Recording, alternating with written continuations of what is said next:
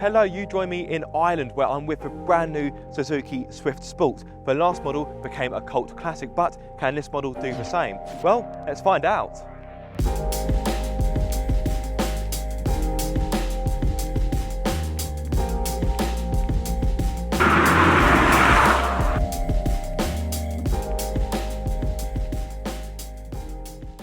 So, you join me and Chris, aka Pocket Rockets, in the new Swift Sport. And we're on some lovely Irish back roads, and it's all very nice, the sun is out. But what about the car? So underneath the bonnet, you have a 1.4 turbocharged petrol, which is in place of the 1.6 naturally aspirated petrol used in the last car.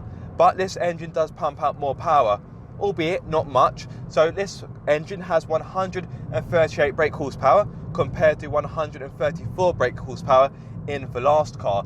But where the big advantage with the turbo comes in is torque. Now, the previous car had 160 Newton meters. This car, it's got 230. That's an increase of 70 Newton meters. Those are massive gains. This power is mated to a 6-speed manual gearbox, which is pretty decent to use. It's pretty snappy, although both Chris and I feel that the throws could be a little bit shorter if we're going to be picky. It's not a bad gearbox, but it hasn't quite got that urgency or the kind of snickety change to it as you might expect from a car like this. But it's not bad, it's just not quite perfect.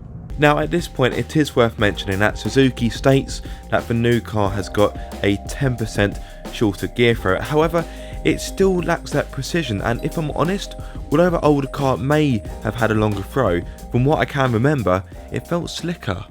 I want to make this clear, guys, this is very much a first drive video, so this isn't a full in-depth review. Hopefully that will come later this year when I'm able to get my hands on this car for a full week, and trust me, I'm looking forward to that. So these are really my first impressions of the car, and as I've said, I've got Chris along with me for the ride. So Chris, you've driven this car a fair bit already. I've literally just jumped in the car. So what do you think of the car so far? Yeah, in terms of what you just spoke about in the engine, yeah, it's definitely a big jump for them because they've always had naturally aspirated engines. Jump into a turbo is taken from the Tara S, isn't it? Yes, it certainly is. And yeah, you can feel the more direct. You can feel it more. You can definitely feel it more torquey. Definitely got 100%. Oh yeah, it's got. Sorry, go on, mate. No, go for it. Go. Yeah, the engine's got a really nice pull to it. Although I've only been in the car a few moments, it's got a nice mid-range grunt to it, and it does pull really well, especially for a small, light little car. So this car weighs just 975 kilograms. To put that into some kind of perspective, that's around the same weight as a Mazda MX-5, and you can take the whole family along in this car. Amazing stuff, and it's got a decent sized boot as well. Very practical car. Now, for those of you looking for a 3-door, I'm afraid this car is only available in 5 doors, but the rear doors, the handles are disguised in the C-pillar, so it still looks a bit sporty. It still looks best of both worlds. It is, really. Yes, it certainly is. So you can almost have your cake and eat it, can't you? Yeah, no, definitely. So Chris, as a passenger, how do you find the ride? How's the comfort? Yeah, so I drove the outgoing one quite a lot, and I found the ride to be on the firm side. And this surprisingly, came into it thinking it'd be the same or worse, because the way cars are going now, especially with the Fiesta, that's very firm. That's on the firm side. Yeah, this is very, very pliant. I mean, we're on a bumpy B road at the moment. Yeah, exactly. It's not perfect, but for this type of car, yeah, it suits it very well. Yeah, the ride is definitely very compliant. Yes, there is a bit of road noise coming from the tyres, but is it intrusive? Not really, and the wind noise is pretty good as well, but that's enough talking about practicality. This car is a sporty car. How is it to drive? Well, I'm afraid I've got a bit of traffic in front of me at the moment, but from what I can tell you right here, right now, the steering's got a nice weight to it. The car feels direct, it feels responsive. The brakes are really, really good as well, aren't they? Sharp, yeah. And I mean, back to the steering, so I had a really big critique about the old one in terms of the steering. It was because obviously now cars are going to electric power steering, it's just moving with the times. It wasn't on when you turned in, there was almost like you didn't feel that you needed to do more turning, but by that time you're pushing too much. Yep. But with this, they've weighted it a lot more. Definitely a big improvement. So they definitely listen to a lot of people about that. So in regards to performance, this car will hit 62 miles per hour in 8.1 seconds. I know it's not the fastest car going, but this car has never been about speed. It's always been about handling, how the car feels, the chassis, balance and all that jazz. And in regards to top speed, that's 130 miles per hour, which, if you're wondering, is 9 miles per hour faster than the outgoing car. It's not much, but it all counts. Now then, there's no doubt that this car is a bundle of fun, but it offers a different kind of fun compared to the last model. The previous model had a raw edge about it. It felt playful, whereas this car feels more grown up and more refined, which isn't a bad thing, but I do feel like the older car had a bit more character, but that's just my opinion, of course. Now, so far we've both had fantastic fun in this car, and tomorrow we are lucky enough to be taking these cars on track. But I'm afraid I do need to bring a negative to this fun party: the price. So the previous car, when it was launched, it was around £14,000, maybe a little bit less. Now I know that things do get more expensive with inflation and so forth, but this new car is £18,000, well, just below £18,000, and I don't know about you, that is a fair chunk of money. Yes, it's got more power and it's got more kit, but people bought the last Swift Sport because it was good value. You got a decent amount of performance for pennies. Well, not pennies, but you know what I mean. This car though, it's closer to £20,000 than it is £10,000, and it's a difficult one. I've not driven it enough to really tell you whether it's worth it, but when I saw the price of this car, it definitely raised eyebrows. What about you, Chris?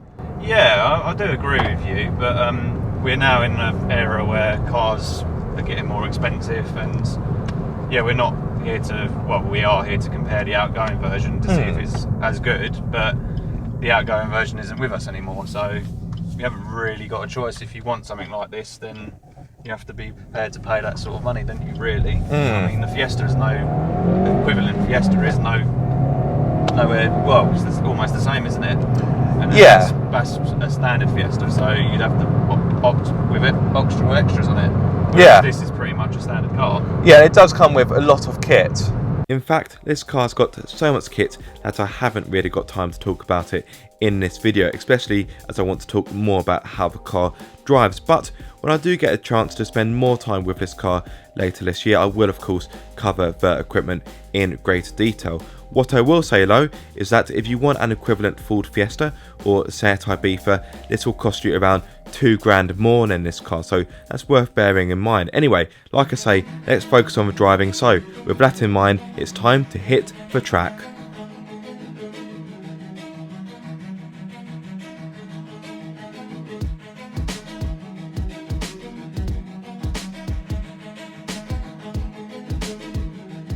So I'm on circuit at Mondelo Park. Once again, I'm with Chris. Hey guys. We are about to have some fun. It is rather wet. Yeah, we brought the British weather with us. We did, but hopefully that only adds to the fun. Got all the safety systems off, but driving gloves on. Yes, I'm that extra. You're forgetting your shoes. Well, I can't show them my shoes now. I thought that was your party piece. I'm not, Get your long legs out. I'm not that flexible, I'm afraid. So Chris and I have been out a few times already, so we are getting quite a good taste of a track, and the sun's even starting to come out. It's quite a tasty track, very technical. Oh, we're going through good little west there. There we are. A little bit of rotation, that's good. Yeah, feel the back end go out a bit there. Yeah, definitely. All the fun of a fair. A little bit of understeer. You can feel the front tyres washing out a little bit. Yeah. Because of the damp surface. When I say damp, it is rather wet now. Now, as we've said before, the brakes are really, really good.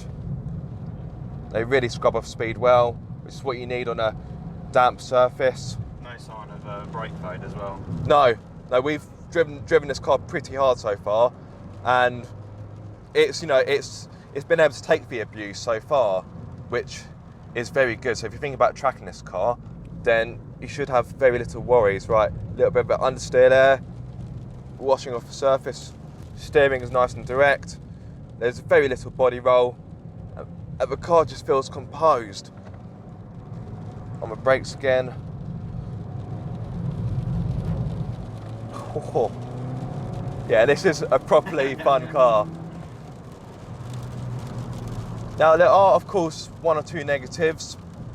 I think the gear change is not as slick as you want it to be when you're out on track. Sometimes you're desperately searching for a gear and it doesn't really fall into your hand as much as you want it to. Yeah.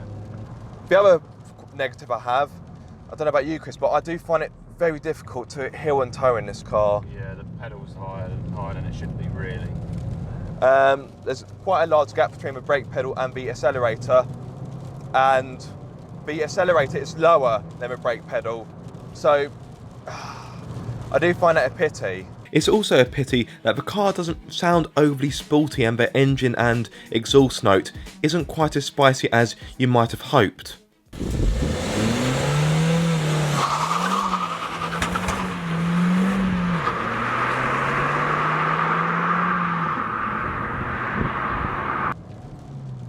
That heel and toe sort of worked, but not fantastic.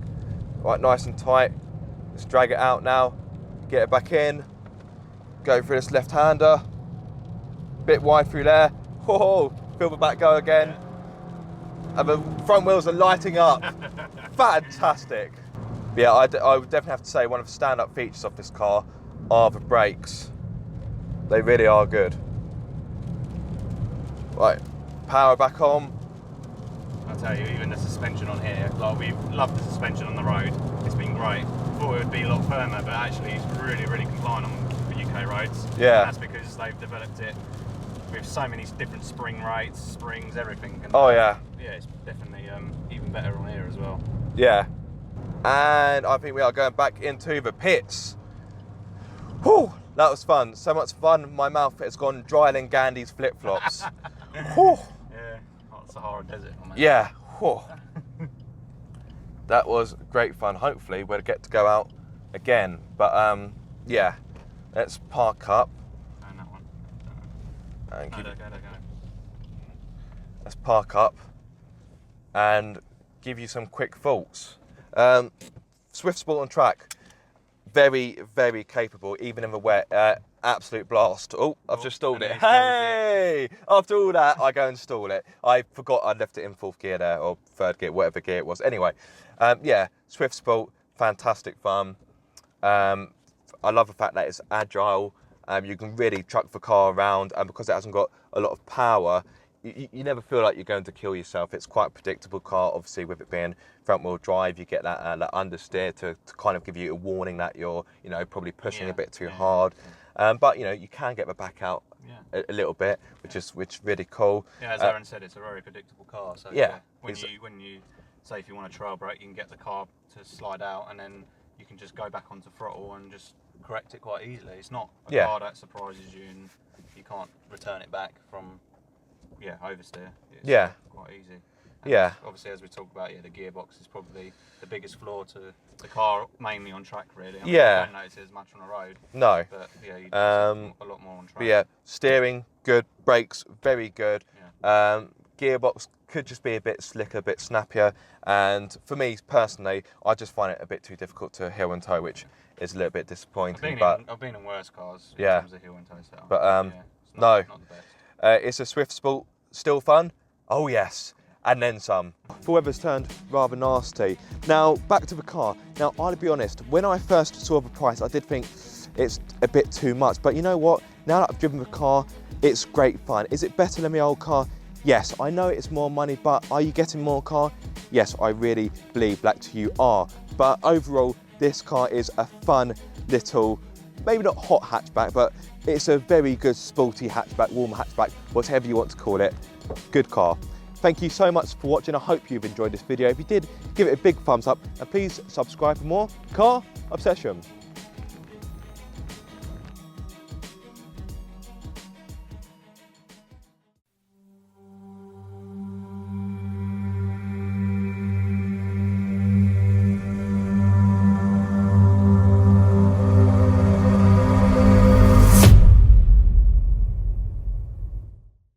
bye.